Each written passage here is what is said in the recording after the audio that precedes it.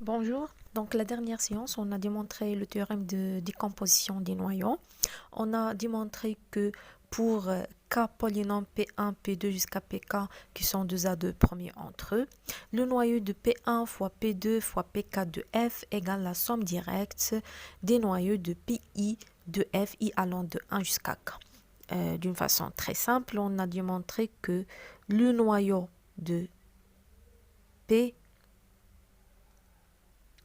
de f, tel que P c'est quoi?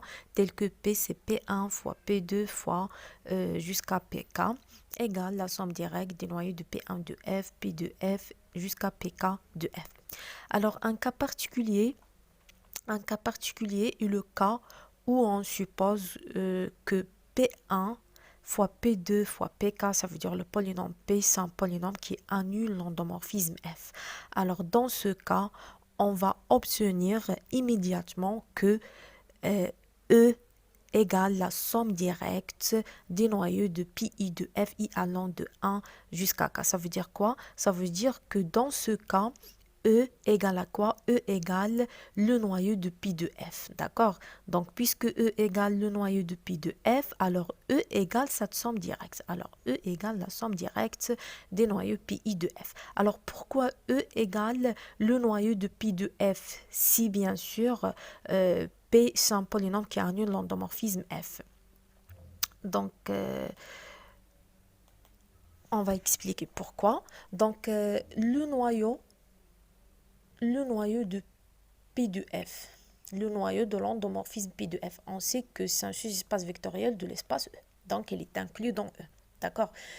Mais puisqu'on sait que P de f, c'est un polynôme qui annule l'endomorphisme f, ça veut dire quoi? Ça veut dire que pour x appartient à E, Pf de x égale 0. Ça veut dire quoi? Ça veut dire que x appartient au noyau de pi de f. D'accord? Ce qui veut dire x appartient à E, alors x appartient au noyau de pi de f, donc E, elle est inclus dans le noyau de pi de f. Donc x, elle est inclus dans le noyau de pi de f. D'accord? Alors, E égale le noyau de P de f, bien sûr. P de f égale 0. Ça veut dire que P, c'est un polynôme annulateur de l'endomorphisme f. Donc voilà. Alors, le théorème de décomposition de noyau, il dit que le noyau de pi de f égale la somme directe des noyaux pi de f, i allant de 1 jusqu'à p, tel que les cas polynômes sont premiers entre eux. Si de plus, le polynôme p, c'est un polynôme qui annule l'endomorphisme f, alors E, dans ce cas, E égale la somme directe des noyaux de pi de f. D'accord? Donc voilà. Alors maintenant, on va essayer de démontrer un théorème très important. C'est bien sûr le résultat de tout ce qu'on a déjà fait. C'est le critère de diagonalisation. Donc le critère de diagonalisation, il dit que f est diagonalisable si et seulement si. Donc f est diagonalisable si et seulement si il existe un polynôme non nul scindé sur k à racine simple tel que pi de f égale 0. Ça veut dire qu'il existe un polynôme scindé simplement sur k qui est annulateur de l'endomorphisme f. D'accord? Donc on va passer à démontrer ce théorème. On va commencer par la première implication. On va supposer que f est diagonalisable. Et on va essayer de démontrer qu'il existe un polynôme non nul scindé sur k à racine simple qui annule l'endomorphisme f. Donc, puisque f il est diagonalisable, ça veut dire quoi? Ça veut dire que E,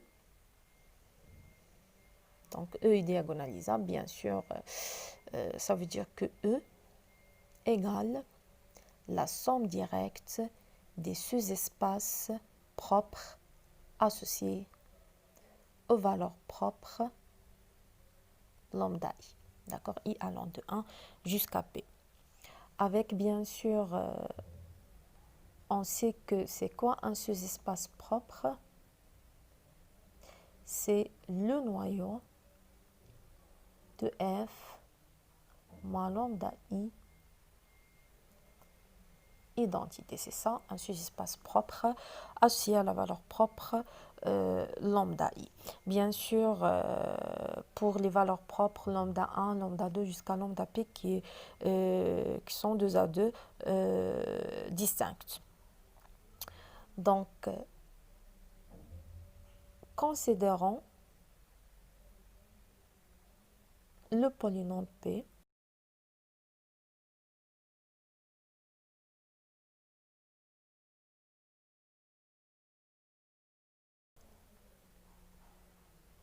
donc c'est un polynôme scindé simplement. Donc, quel que soit i allant de 1 jusqu'à p, quel que soit x de e lambda i, on va appliquer l'endomorphisme pi de f à ce vecteur x. Donc, on va calculer pf de x. Donc, pf de x, c'est quoi? C'est bien sûr f moins lambda 1 identité rend f moins lambda 2 identité rend jusqu'à un certain lambda i, donc f moins lambda i identité rend f moins lambda p identité de x. Donc voilà.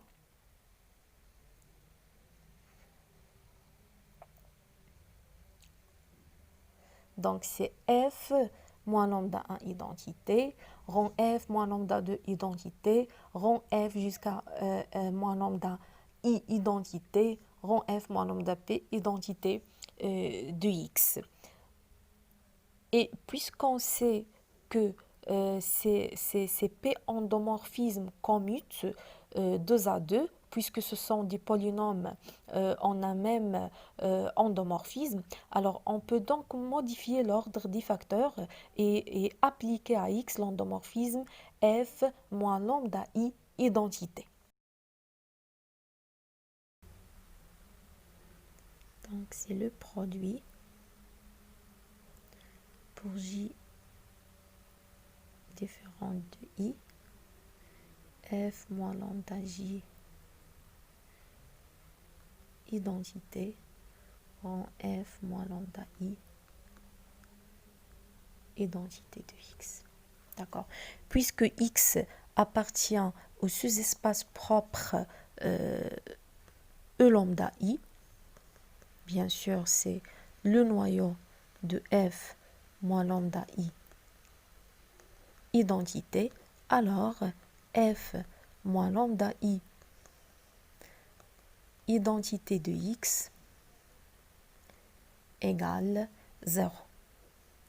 Donc f moins lambda i identité de x égale 0. Et par la suite, pf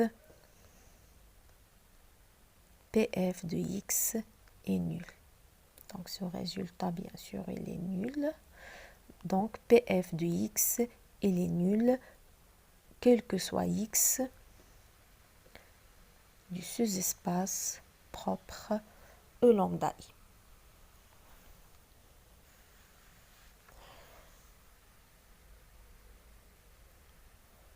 Donc voilà, on a démontré que pf de x est nul, quel que soit x du sous-espace propre E lambda i. D'accord, quel que soit i de 1 jusqu'à p.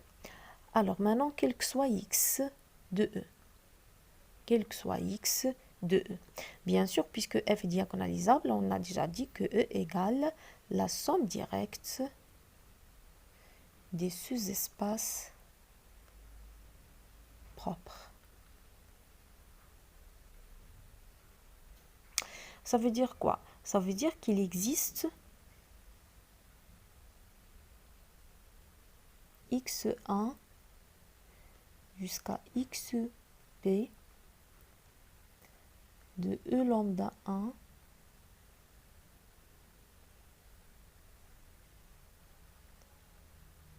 fois jusqu'à E lambda p tel que x égale x1 plus x2 plus xp. Alors, calculons pf de x pour x de e, quel que soit x de e.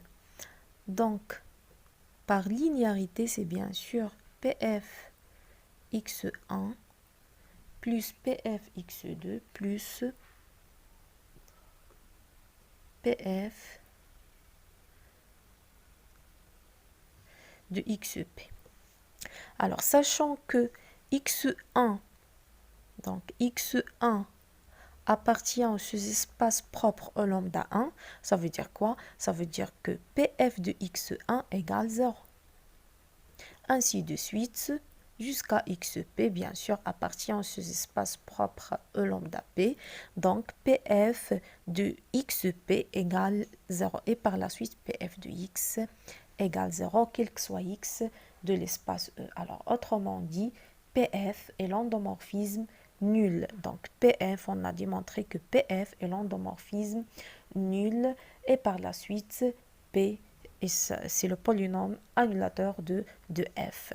Donc, p, c'est un polynôme annulateur de l'endomorphisme f.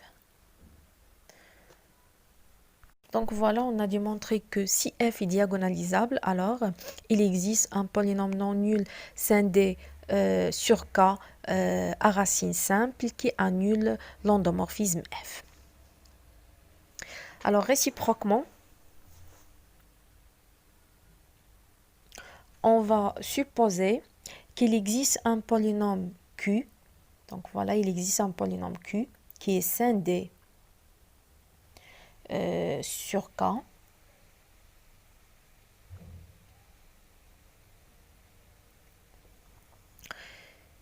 à racine simple, d'accord, donc scindé sur k à racine simple qui annule l'endomorphisme f. Ça veut dire quoi? Ça veut dire que qf égale 0 et que q, puisqu'il est scindé, égale le produit de x moins alpha i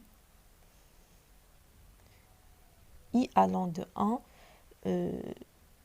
i allant de 1 jusqu'à r. D'accord? Donc, c'est le produit de x moins alpha i allant de 1 jusqu'à r. Donc, il est scindé simplement sur k et annule l'endomorphisme f.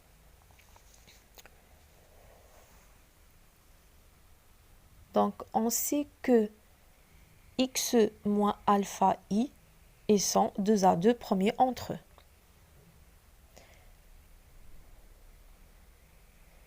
Donc, x moins alpha i ils sont 2 à 2.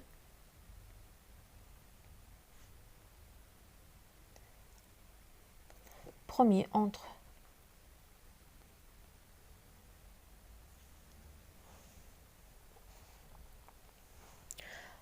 Alors, on peut utiliser le théorème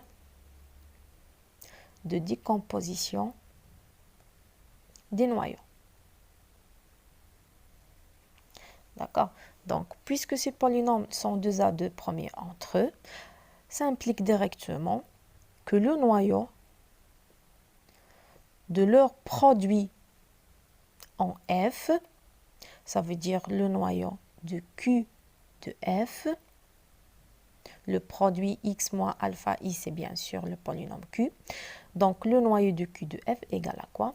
égale la somme directe des noyaux de P1, P2 jusqu'à Pk de f, tels que les Pi ce sont quoi? Ce sont x moins alpha i.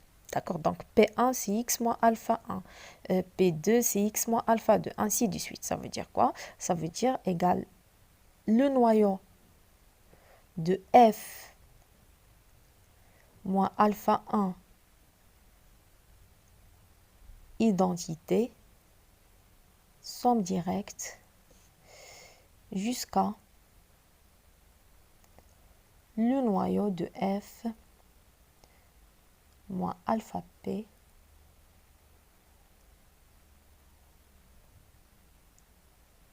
identité. D'accord? Donc, puisque les x moins alpha i sont 2 à 2 premiers entre eux, donc directement, d'après le théorème de décomposition des noyaux, le noyau de Q de f égale la somme directe des noyaux de f moins alpha i identité i allant de 1 jusqu'à p. D'accord? Or, on sait que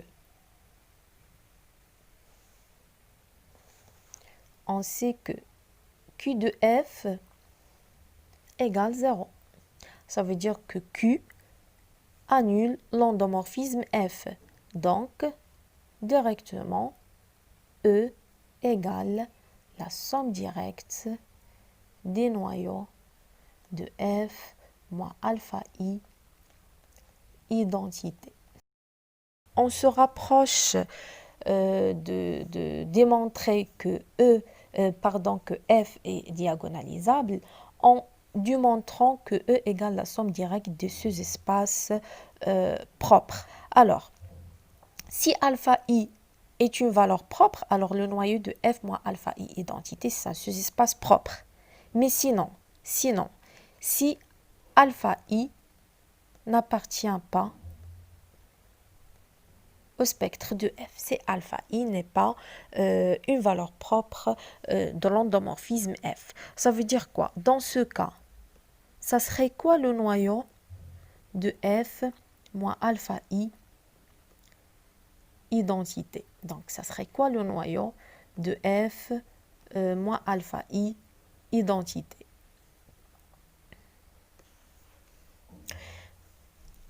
C'est bien sûr le singleton 0. C'est bien sûr le singleton 0. Alors, si alpha i n'est pas une valeur propre, donc le noyau de F moins lambda identité, c'est le singleton 0. Mais si alpha i est une valeur propre, si alpha i, bien sûr, est une valeur propre, appartient au spectre de F, alors ce noyau de F moins alpha i identité, c'est quoi? C'est un sous-espace propre associé, c'est un sous-espace propre associé à la valeur propre alpha i. D'accord? Donc, dans ce cas, tout ça implique que E, eh bien, c'est la somme directe des sous-espaces propres E alpha i. D'accord? Donc, F, elle est diagonalisable. Alors, on vient de démontrer que s'il existe un polynôme Q scindé sur K simplement qui annule l'endomorphisme F, alors F elle est diagonalisable. Donc, on a démontré que F est diagonalisable si et seulement si il existe un polynôme non nul scindé simplement sur K qui annule l'endomorphisme F.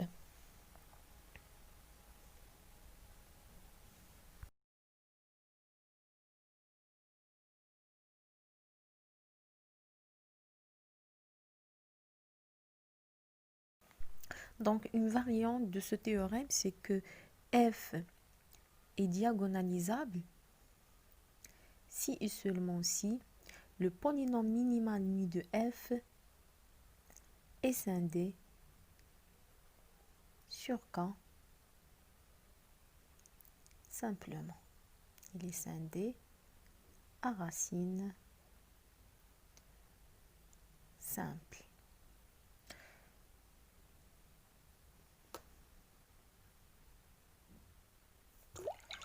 Donc, bien sûr, la démonstration est simple.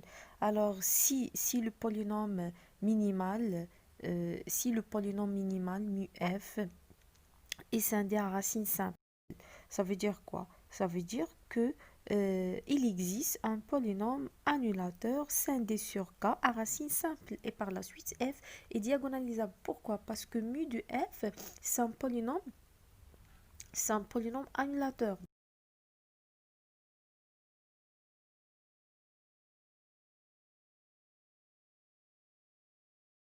Donc, si le polynôme minimal qui est un polynôme annulateur, il est scindé sur k simplement, donc f, elle est diagonalisable.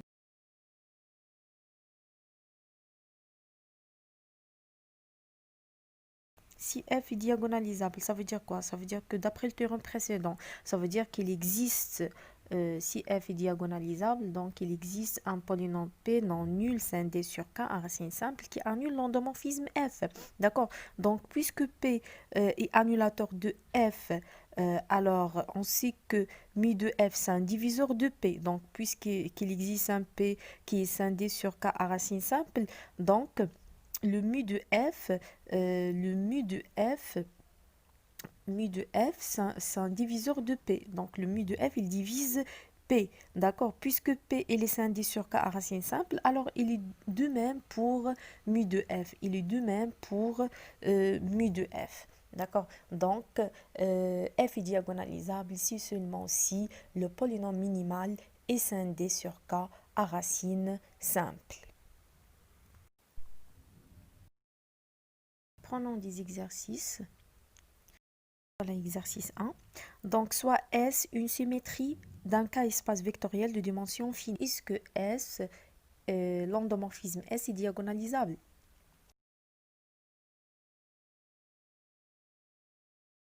On sait que S est une symétrie si et seulement si. Donc, S est une symétrie si et seulement si S carré égale l'identité. Ça veut dire quoi? Ça veut dire que S carré moins identité, c'est l'endomorphisme nul. Donc, ça veut dire que P,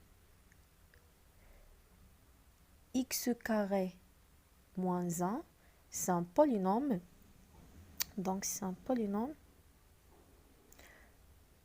annulateur de la symétrie S. Donc, x carré moins 1, c'est x moins 1 facteur de x plus 1. D'accord? Donc, pour la symétrie S, il existe un polynôme scindé sur K, donc x moins 1 facteur de x plus 1, donc il est scindé à racine simple. Donc, les racines sont 1 et moins 1, ce sont des racines simples et qui annulent la symétrie, qui annulent notre endomorphisme. Donc, S, elle est bien sûr diagonalisable.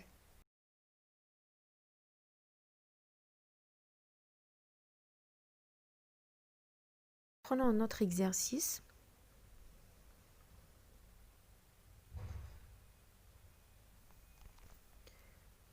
Donc, soit la matrice A,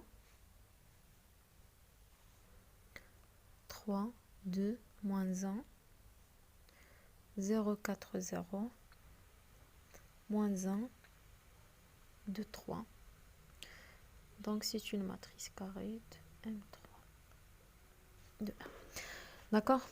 Donc, pour la première question, on doit déterminer le polynôme caractéristique de A. Donc, le polynôme caractéristique, c'est le déterminant de xi3 moins 1. Donc, c'est x moins 3, moins 2, 1, 0, x moins 4, 0, 1, moins 2 et x moins 3. Donc, on va calculer le déterminant suivant la première ligne. c'est x moins 3, facteur de x moins 3, facteur de x moins 4, moins x moins 4. On va factoriser par x moins 4, donc x moins 4 facteur de x moins 3 au carré, c'est x carré, moins 6x plus 9, donc plus 9 moins 1, c'est plus 8. Et on remarque que 2 est une racine de x carré moins 6x plus 8. Donc c'est x moins 2 facteur de x moins 4. Donc voilà, le polynôme caractéristique, c'est x moins 4 carré, facteur de x moins 2. Donc, le spectre de la matrice A, les valeurs propres de A, c'est 4 avec un ordre de multiplicité égal à 2, donc c'est une valeur propre double, et 2 est une valeur propre simple. Passons à la deuxième question. Donc pour la deuxième question, on doit montrer que la matrice A est diagonalisable et déterminer la matrice diagonale D et la matrice de passage P telle que A égale P fois D fois P moins 1. Donc montrons que A est diagonalisable. Donc, puisqu'on doit calculer les vecteurs propres pour déterminer la matrice de passage P et on doit chercher le sous-espace propre, donc on peut montrer que A est diagonalisable en passant par le critère qui dit que A est diagonalisable si seulement si le polynôme caractéristique est scindé et que la dimension du sous-espace propre égale l'ordre de multiplicité de chaque valeur propre correspondante. Donc, on remarque déjà que le polynôme caractéristique est scindé. On a 2 est une valeur propre simple. On sait que les valeurs propres simples, l'espace, le sous-espace propre associé à une valeur propre simple représente toujours une droite vectorielle. Par la suite, pour la valeur propre simple, son sous-espace propre il est toujours de dimension 1. Donc 2 est une valeur propre simple. Donc la dimension du sous-espace propre associé à 2 égale 1. Donc voilà, égale l'ordre de multiplicité de 2. Passons maintenant à la valeur propre 4. Donc pour ça, on va chercher le sous-espace propre E4. Donc x appartient à E4, ça veut dire que AX égale 4x. Ça veut dire que A moins 4i3, x égale 0. Donc pour la matrice A moins 4i3, c'est la matrice moins 1, 0, moins 1, 2, 0, 2, moins 1, 0, moins 1. Donc voilà, ce qui va nous ramener au système, moins x moins z égale 0, 2x plus 2z égale 0, moins x moins z égale 0, ce qui est équivalent à x plus z égale 0 et par la suite x égale moins z et bien sûr y quelconque. Donc le x de E4 c'est moins z, y, z. Donc c'est une combinaison linéaire de quoi? De moins 1, 0, 1 et de 0, 1, 0. Donc, E4, le sous-espace propre associé à la valeur propre 4, c'est le sous-espace engendré par ces deux vecteurs. On va les appeler E1', E2'. Donc, E1', E2', ce sont des vecteurs propres associés à la valeur propre double 4. Donc, la dimension de E4 égale à quoi? Égale 2, égale bien sûr l'ordre de multiplicité de la valeur propre 4. Donc,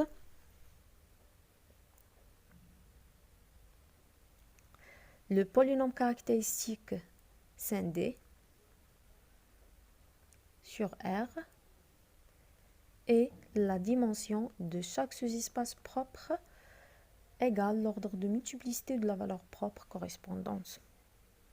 Alors, A est diagonalisable. Donc, la matrice A est une matrice diagonalisable. Donc, cherchons D et P tel que A égale P fois D fois P moins 1. Bien sûr, la matrice diagonale D, c'est la matrice qui a comme coefficient diagonal les valeurs propres 4, 4, 2. Donc, voilà la matrice D. 4, 0, 0, 0, 4, 0, 0, 0, 2. Donc, pour cette matrice D, cherchons la matrice de passage. Donc, on sait que la matrice de passage comporte les vecteurs propres. Donc, E1', E2', les vecteurs propres associés à la valeur propre 4 et E3'. D'accord? Donc, E1',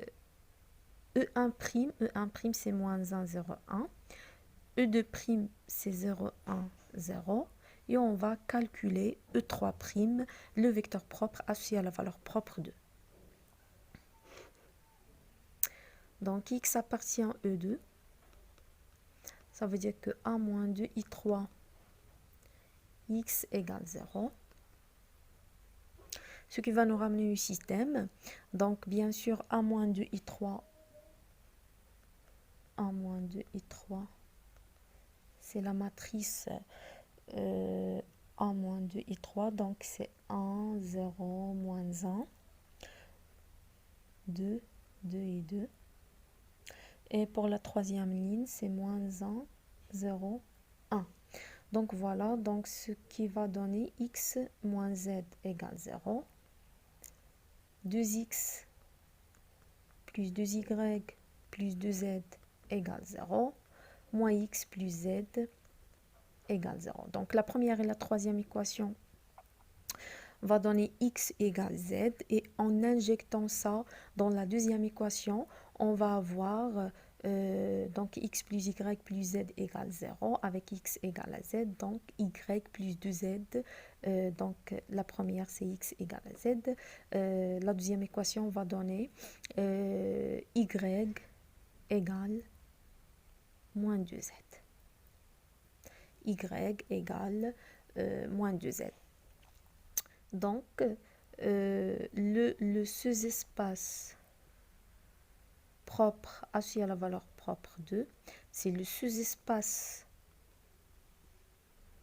engendré par le vecteur E3', tel que E3' égale bien sûr, égale à quoi? Donc, c'est 1, moins 2 et 1. Donc, P, c'est moins 1, 0, 1, 0, 1, 0 et 1, moins 2, 1. Donc, calculons P-1. Donc, soit on calcule P-1 avec la relation de l'inverse d'une matrice inversible A, c'est 1 sur déterminant de A transposé comme matrice A, ou bien, si P est la matrice de passage de P à P0, alors P-1, c'est la matrice de passage de P0 à P.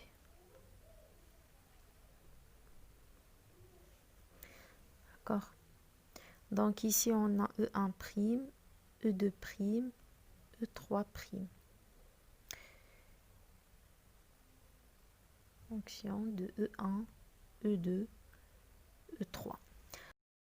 Donc, calculons la matrice P-1, la matrice de passage de P0 à P. Donc, on doit exprimer E1, E2, E3 en fonction de E1', E2' et E3'. Voilà, on a E2 égale E2'. On va calculer maintenant 1 plus 2. Donc, la première, plus 3, la première et la troisième équation. Donc 1 plus 3 va donner moins 2 E2 plus 2E3 égale E1' plus E3'. D'accord? Ça veut dire quoi? Ça veut dire que 2E3 égale E1' plus E3' plus 2E2. Et c'est quoi E2? Donc E2, c'est E2'. E2 égale E2'. Donc c'est 2 E2'. Et par la suite, E3 égale à quoi? Égale 1 demi E1' plus 1 demi E3' plus E2'. Donc voilà E3 en fonction de E1', E2', E3'. Donc il nous reste E1. Donc à partir de la première équation, on a E1 égale E3 moins E1'. Et on va remplacer E3 par son expression. Donc c'est quoi E3? C'est 1 demi E1', bien sûr 1 demi E1' moins E1', ça va donner quoi? Donc 1 demi E1' moins E1', ça va donner moins 1 demi E1'. Donc, et la suite, c'est 1 demi E3'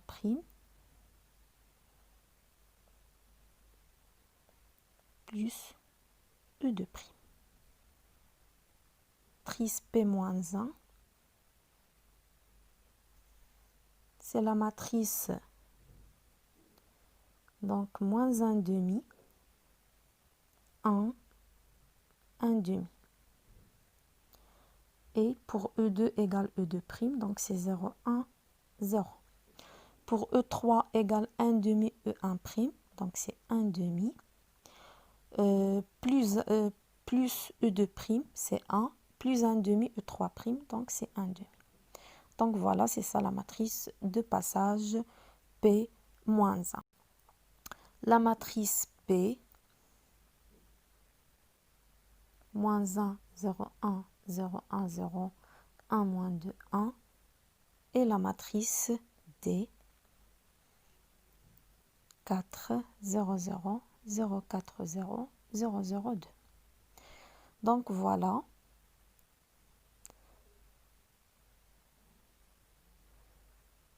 Tel que A égale P fois D fois P moins 1.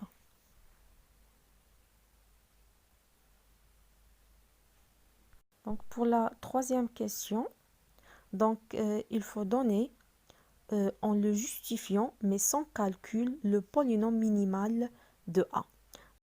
On a déjà xa, c'est x moins 4 carré, facteur de x moins 2. Donc c'est quoi le polynôme minimal de A? On va le donner sans calcul. Donc on sait déjà que le polynôme minimal, c'est un diviseur du polynôme caractéristique. D'accord? Et par la suite, le polynôme minimal, c'est x moins 4 carré facteur de x moins 2, ou bien c'est x moins 4 facteur de x moins 2.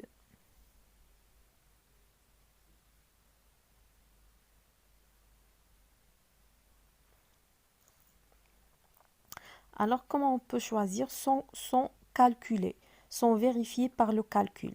Donc, on a déjà démontré que A est diagonalisable. Donc, A est diagonalisable. Et on sait que A est diagonalisable si seulement si son polynôme minimal est scindé à racine simple.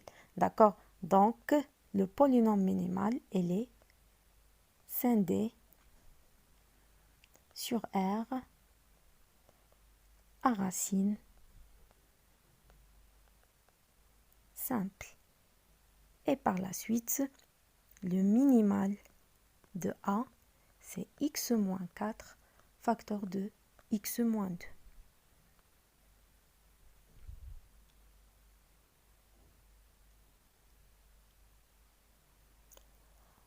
Donc pour la la quatrième question, oui, pour la quatrième question, il nous demande de calculer a à la puissance n. Donc a à la puissance n.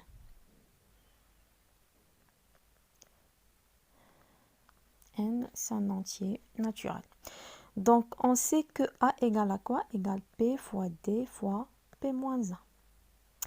Et par la suite, a à la puissance n, c'est p fois d fois p moins 1 à la puissance n. Ce qui va donner p fois d à la puissance n fois p moins 1. D'accord? Et on sait que une matrice diagonale à la puissance n, donc pour une matrice diagonale à la puissance n, c'est quoi? C'est ces coefficients diagonaux. C'est une matrice diagonale qui a comme coefficient diagonaux de t, bien sûr, à la puissance n. Donc, on va multiplier la matrice P, donc la matrice de passage P, moins 1, 0, 1, 0, 1, 0, 1, moins 2 et 1, fois la matrice 4 à la puissance n, 0, 0, 0, 4 à la puissance n, 0, 0, 0, 2 à la puissance n, fois la matrice P moins 1, la matrice moins 1 demi, 1, 1 demi, 0, 1, 0, 1 demi, 1, 1 demi. Donc voilà. Le calcul, bien sûr, il est un peu long, mais il est très simple. Donc je vous laisse le soin de compléter ce calcul. Prenons un autre exercice. C'est un exercice de la série. Donc on a un cas espace vectoriel de dimension finie. F, un endomorphisme sur E. Qui vérifie ces deux relations. Que f à la puissance 3 moins 3f carré plus 2f égale 0.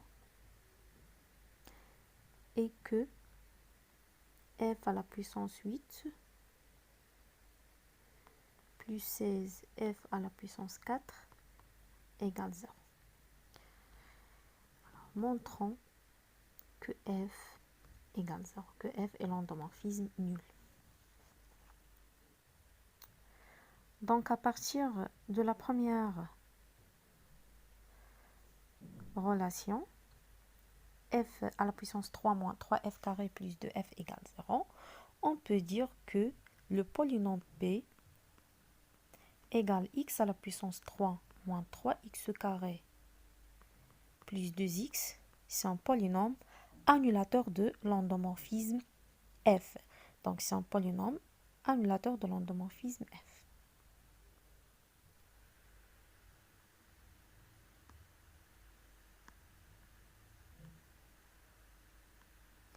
De f. D'accord? Donc ici, on peut dire que p égale, on peut faire la factorisation par x, donc c'est x carré moins 3x plus 2 égale x facteur, donc on remarque ici que 1 est une racine, donc c'est x moins 1 facteur de x moins 2 de x moins 2. Donc voilà. Donc à partir de la première relation, on peut dire que P égale x facteur de x moins 1 facteur de x moins 2, c'est un polynôme annulateur de l'endomorphisme f. À partir de la deuxième,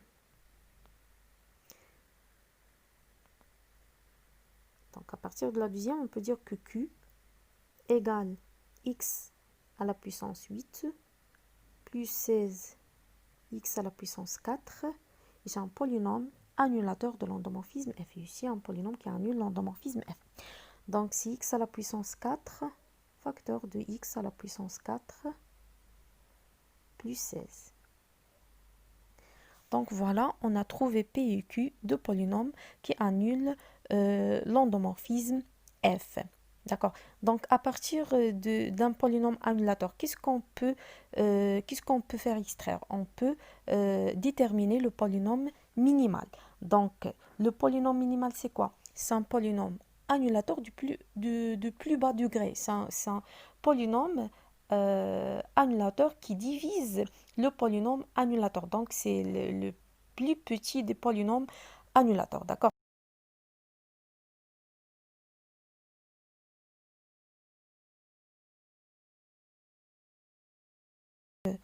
On peut dire que le polynôme minimal de f, il divise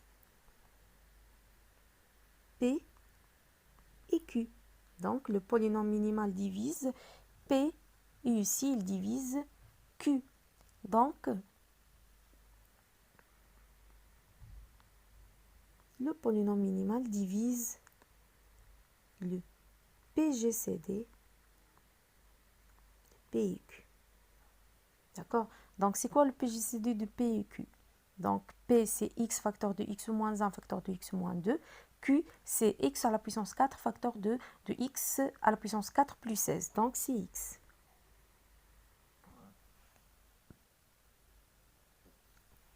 Et par la suite, le polynôme minimal égale x. Donc, le polynôme minimal égale bien sûr x. Ça veut dire quoi que le polynôme minimal égale x? Donc, déjà, le polynôme minimal, c'est un polynôme annulateur. Et par la suite, le polynôme minimal x annule l'endomorphisme f.